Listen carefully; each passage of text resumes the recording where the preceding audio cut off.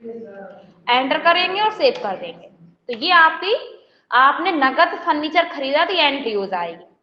आप बोल रहे हैं कि बाय में फर्नीचर क्यों आ रहा है, टू में कैश क्यों आ रहा है, क्योंकि हमने नियम बताए थे आपको कि जो व्यापार में आता है उसे बाय करते हैं, जो जाता है उसे टू करते हैं। अब फर्नीचर आपके पास आ रहा है और कैश आपके पास से जा रहा है, तो इसलिए आपका ये क्या हुआ है, इसमें फर्नीचर आया बाय में और टू में कैश, और ये पेमेंट वाउचर में क्योंकि आपके पास से कैश आ रहा है। ठीक है, तो आ जाएगा।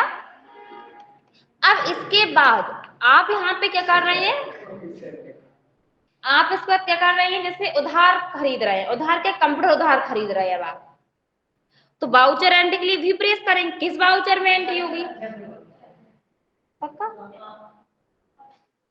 हाँ, क्योंकि उसमें कैश नहीं है तो अपन जनरल वाउचर में ही करेंगे। अब बाय में क्या आएगा, टू में क्या आएगा, हाँ, बाय में असेट्स का नाम, जैसे कि कंप्यूटर, तो कंप्यूटर खरीद रहे हैं, हाँ, पर्सन का लेजर बनेगा। अब कितने रुपए, क्योंकि कंप्यूटर को तो अपन ने बना लिया था तो इसलिए अपन ने बनाया नहीं है। जैसे मान के चलिए 15,000 रुपए का खरीद रहे हैं, टू में उस पर्सन का नाम आएगा जिससे आप उधार संपत्ति खरीद रहे हैं, तो लेजर तो बना नहीं है, तो लेजर कैसे बनाएंगे यहाँ से, अरे अल्टर सी से, पक्का अल्टर सी कर दे। किसके नाम का बना है अपन,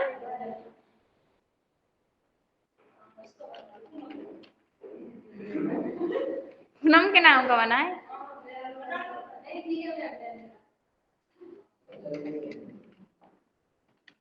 ठीक है, अब ये अंडर में कहा जाएगा, सैंडी क्रेडिटर, क्योंकि भविष्य में अब आप उसे रुपए देने वाले हैं। अरे नहीं, पता है ये क्या होता है, हाँ, विविध लेनदार सुना है आपने, वही होते हैं सैंडी क्रेडिटर और डेप्टर्स। आप जिसको भविष्य में रुपए देंगे वो सैंडी क्रेडिटर्स में जाता है, और आप किसी से लेंगे तो वो डेप्टर्स में जाता है। ठीक है, अब यहाँ पे उसने टाइमिंग दी है आपको कि आप उसको 60 डेज मतलब 2 मंथ बाद आप उसे रुपए देंगे। 60 डेज आ गया, यहाँ पे उस पर्सन की पूरी इंफॉर्मेशन आ जाएगी। एंड करेंगे, यहाँ से आप न्यू रीफ लेंगे। अगर आप यहाँ से न्यू रीफ नहीं लेंगे तो यहाँ पे बता नहीं रहा कि 4 एंट्री है, ये डेज है, तो अपन इसलिए यहाँ से न्यू रीफ लेते हैं, तो यहाँ पे वो आपको बता देगा। देखिए 60 दिन कब पूरे होंगे आपको, 1 जुलाई 2023 को पूरे होंगे, तो 1 जुलाई को इसको रुपए देने रहेंगे आपको, ना दिए तो वो आप से लड़ने आ जाएगा। हाँ, अब इसकी नरेशन क्या लिखेंगे, being computer purchase from credit, या फिर आप पर्सन का नाम भी लिख सकते हैं अगर आपको पर्सन का नाम लिखना है तो।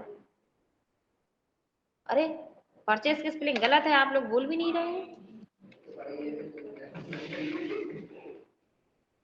पूरा ही हटा देते हैं, पूरा ही हटाना पड़ेगा क्योंकि कुछ हटाते हैं कुछ हटता है, पूरा नहीं, मतलब अपन यहाँ से इतना हटा देते हैं, CURCHAS ये होती है। ठीक है,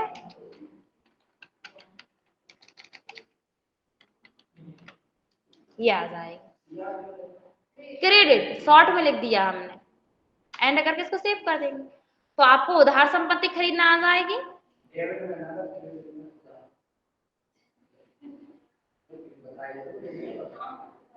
क्या होता है यार, आप क्यों वहां बोल रहे हैं, यहाँ मिला रही हैं, अच्छा ये बोल रहे हो।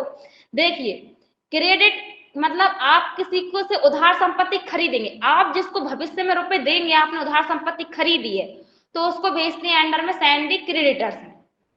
अब इसमें सैंडी डेब्टर्स आपका आएगा जब आप उस संपत्ति को बेचेंगे तब।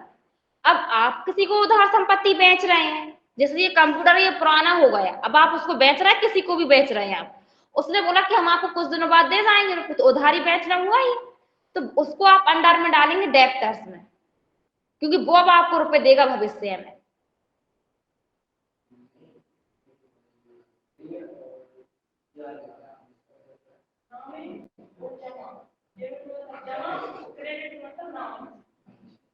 ठीक है। शॉर्ट में क्रेडिट बोलती है, डेबिट क्रेडिट, सेंड क्रेडिट जब आपने, अरे आपने फोन पे नहीं चलाते क्या आप? अरे देखना, आप फोन पे चलाते हैं, जब आपको कोई फोन पे करता है, जैसे हम आपको फोन पे करेंगे तो आपके फोन पे में क्या लिखा आएगा? क्रेडिट। और हमारे में क्या लिखा आएगा? डेबिट।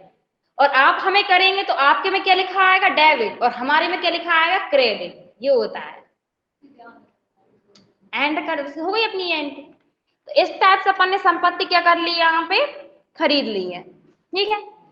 अब अभी तक अपन ने क्या किया था, यहाँ पे कैश हुआ था लॉस, कैश गया था लॉस। अब आपकी संपत्ति है, जैसे फर्नीचर कितने का लिया है आपने? 30,000 का खरीदा है आपने। अब 30,000 में से कुछ फर्नीचर आग में जल गया। अब कितने रुपए का जल गया वो तो आप अंदाजा लगा पाएंगे कितना था और कितने जल गया उस अकॉर्डिंग। अब आप वाउचर एंट्री करने के लिए भी प्रेस करेंगे। हाँ सही बोल रहे हैं। तो अब आपका यहाँ पे क्या हो रहा है, संपत्ति का लॉस हो रहा है, तो किस वाउचर में एंट्री होगी? जनरल वाउचर में। तो बाय में क्या आएगा आपका? लॉस बाय फायर, क्योंकि आग में जल के नष्ट हुआ है, तो लॉस बाय फायर आ जाएगा। अरे थीप ले लिया हमने, ये हाँ चोरी भी हो जाता है। कंप्यूटर करेंगे अपन चोरी, तो कंप्यूटर करेंगे, थोड़ा छोटा होता है तो उसे उठाने में आसानी होगी ना। हो जाता है ना। अब अपन यहाँ पे क्या करें, 50,000 रुपए का खरीदा था अपन ने फर्नीचर। ठीक है। तो मान के चलिए 20,000 रुपए का अपन ने लॉस हो गया फर्नीचर का, और 2 में आ जाएगा संपत्ति का नाम। ठीक है। तो अब आपके पास यहाँ पे कितने रुपए का बचा फर्नीचर? 10,000 का। और नरेशन में क्या लिख देंगे? B furniture loss by fire. थीप नहीं, हमें थीप सुनाई दिया। नरेशन लिख लेंगे या लिखकर बताएं? ओके। अब आपका आता है यहाँ पे क्या, कंप्यूटर। जो चोर है वो बहुत चालाक था, वो तो अब उठा के ले गया कंप्यूटर। तो लॉस बाय थीप आ जाएगा इसमें, लॉस बाय थीप। कितने रुपए का खरीदा था आपने कंप्यूटर? 15,000 का। अब वो कीबोर्ड 15,000 का नहीं, वो तो फर्नीचर था 30 का, था 15 का था। अब वो पूरा ही सामान ले गया, कीबोर्ड भी ले गया, माउस भी ले गया, सब कुछ ले गया, तो टोटल 15 का ही चला गया। तो अपन यहाँ पे 15,000 ही लिख देते हैं। एंटर। कैश में लिख देंगे, सॉरी 2 में लिख देंगे कंप्यूटर। और नरेशन क्या आता है, being computer loss by thief. And करके इसको सेव कर देंगे। अब यहाँ पे अपन ने देखिए कंप्यूटर का उसने 0 अमाउंट बता दिया, मतलब आपके बैंक में कंप्यूटर नहीं बचा, चला गया। अगर वो सिर्फ ओनली मॉनिटर ले जाता है या सीपीयू के लिए ले जाता है तो थोड़ा बहुत तो बच जाता है आपके पास। तो जितने रुपए का मॉनिटर था, जितने का सीपीयू था, वो के लिए अमाउंट आ जाती। ठीक है।